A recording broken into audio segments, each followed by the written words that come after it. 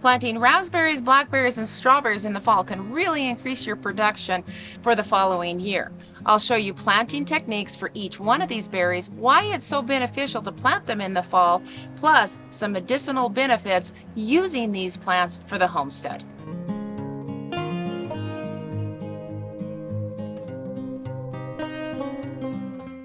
There's nothing better than fresh, sweet raspberries right off of the cane, right from your garden. When planted in the fall, the raspberries have a chance to get a good root development, so then they really take off in the springtime. But raspberries don't like bad soil, and if you're like us and you have bad soil, you've got a lot of amending to do. But if you have good soil and it's rich, then you can actually just plant your raspberries right in their forever home. If your soil doesn't drain well, then you're going to need to amend it with plenty of compost, and you may need to add some good topsoil or even some sand and work that into the soil. But if you've got a spot in your raised beds that they can live forever, then you can plant them in those, and that works really well too. Many gardeners lose their raspberry plants to root rot. That's mostly because raspberries really have fussy toes and they don't like their feet to be soggy. So drainage is really important. Raspberries do best when they have at least 6 hours of sunlight a day. They're going to produce the most this way.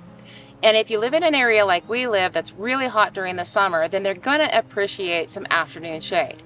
This bed here gets about 5 hours of sunlight in the morning, and then it gets dappled light all day. So I know they're going to do really well in this spot.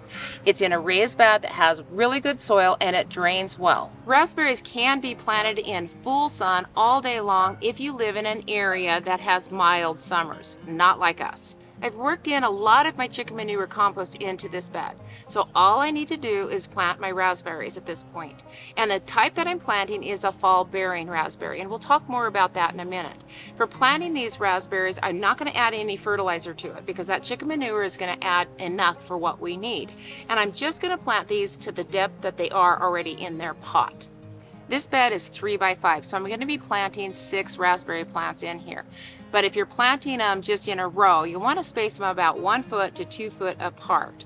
You want to be able to get all the way around them, so your rows might be 4 foot to 5 foot apart as well. Once the berries are planted and we get a little bit closer to our first frost, then I'm going to mulch them, and what I mulch them with is just some more compost. This will just feed them through the fall time and into the winter. I'm a real big believer in feeding my brambles in the fall. There's 2 main types of raspberries, one being a fall bearing. It's also known as everbearing or primocanes, and these are actually the easiest to take care of.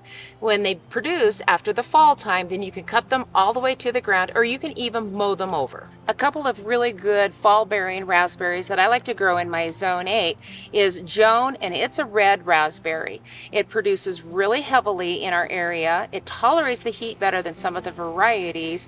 It's a good keeper as well. It is a little bit smaller than some of the other raspberries. And then the other raspberry that I really like isn't even a red raspberry at all. It's a fall gold, so it has that gold color. It's one that you don't normally see in grocery stores. You might find it in a specialty market, but it doesn't keep well. They're really, really sweet and really good, and I think that they're worth a try. The other type is a summer-bearing raspberry, also known as floricanes. So they produce their flowers and berries on the second-year cane, and that cane is usually really woody looking.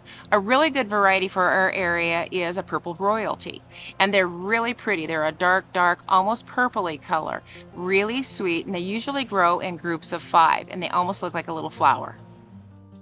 I like to plant both varieties, summer bearing and fall bearing. That way I have berries all through the summer into fall. A trellis system for your raspberries being put in at planting time is a good idea. This just keeps your raspberries upright, organized, and it makes it a lot easier to harvest. It's a really simple thing that you can do, just putting 2 poles on each end, running a wire between them, and that'll keep your raspberry canes upright. Raspberry leaves have some great health benefits, plus they make a really tasty tea. I'll harvest the leaves when they're nice and green like this all summer long. One of the things that they're exceptional for is the female's reproductive system. But I also dry a lot for our goats. It's excellent for them when they're pregnant and when they're having babies and after having babies. It's just a great uterine tonic, and it's very nutritive for them as well. If you have some brambling plants and you don't know whether they're blackberries, boysenberries, or raspberries, well, it's really pretty simple to tell. Raspberries have a white hue under their underside of their leaves, where the others are just green.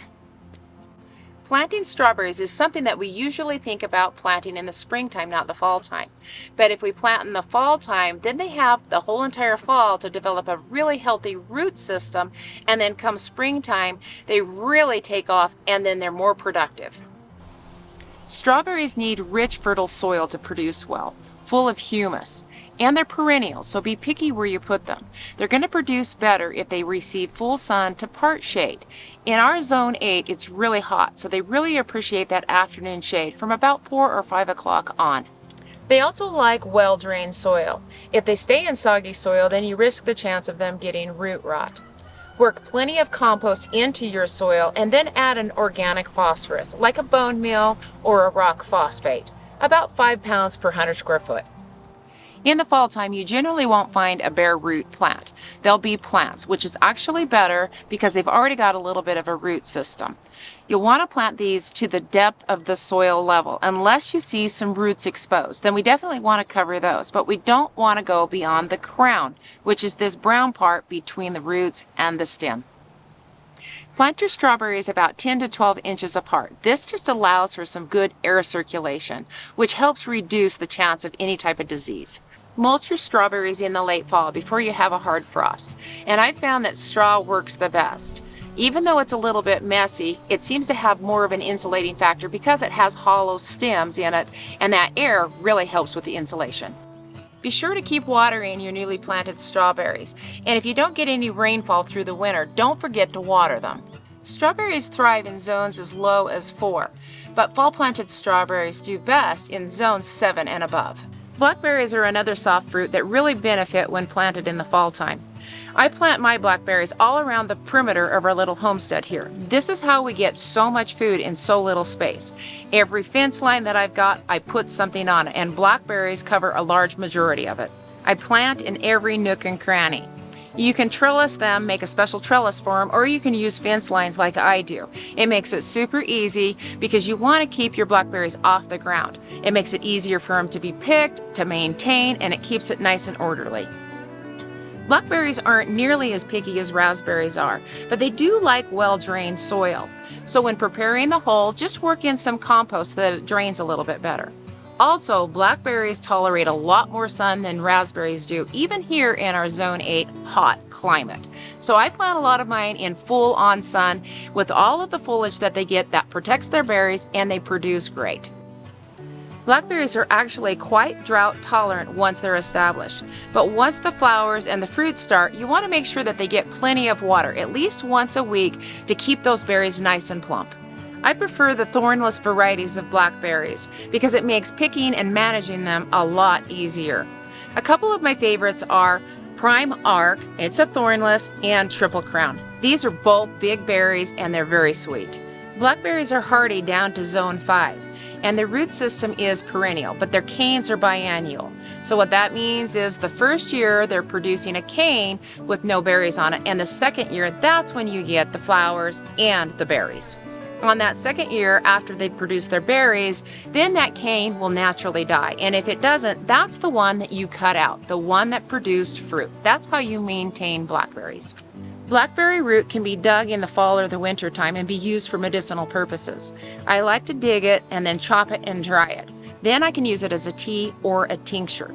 It can be used for tummy ache problems of all sorts, and it also can be used for sores of the mouth. Boysenberries are another great bramble that you can plant in the fall. They're a lot like a blackberry, I think just a little bit sweeter. They're a little bit more purple color than black, and they come thorned or thornless, which is great. And you plant these the same way you would a blackberry. They're really worth a try. All these berries have similar likes. They all love rich, well-drained soil, slightly acidic, and they all love compost. Happy berry planting, and I'll see you next week.